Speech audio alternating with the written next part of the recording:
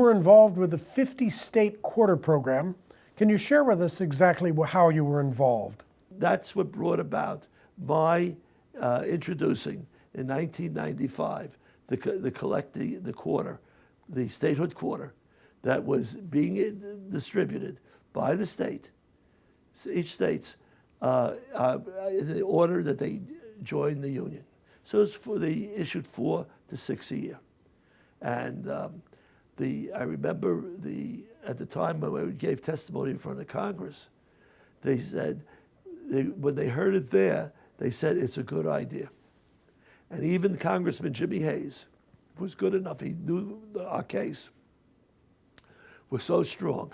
He left a conference that he was in to introduce me to the committee. And he talked about myself and my wife. We used to come to the convention. He said she would watch the cases better than Harvey. You know, it was in the congressional record. And this is what went on. So this is how the commemorative statehood quarter came. I felt that if we could resurrect with new design rather than the exact same design every year and only changing dates, a way for people to start collecting again, finding something of America in change, cost them nothing more than face value, and add it to an album.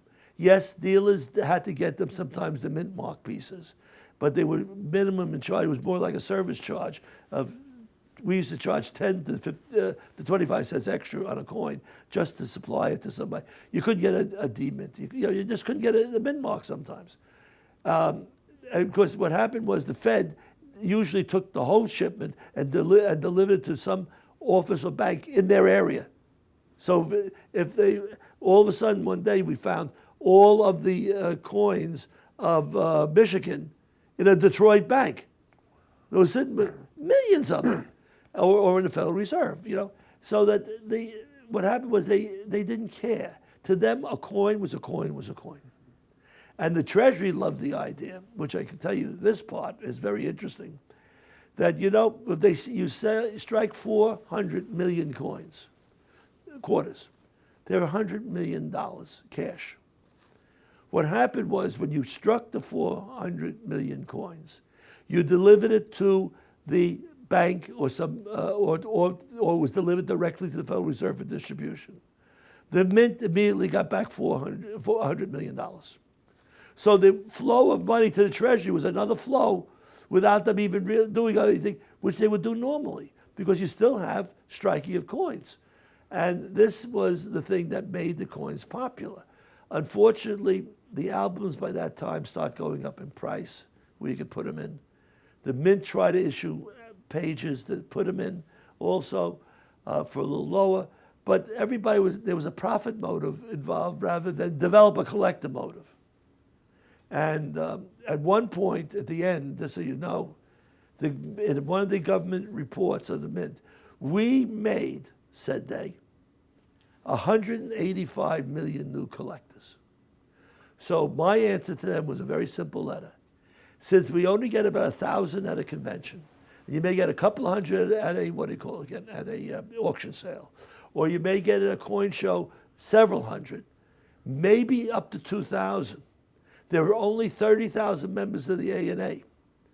The number of coin worlds at that particular time was about 100,000 issued, largest circulation around.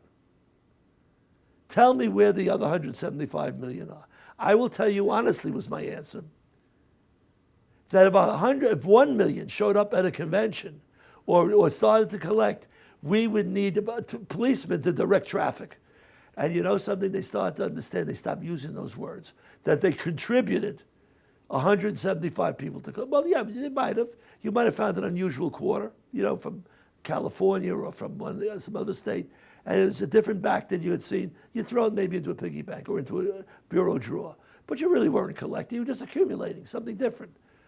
That was not a collector. Collector, as I said originally, is one who wants to fill out set a goal, fill out what he has in his album, and put them into places. And therefore, when he fills it, there's a sense of accomplishment.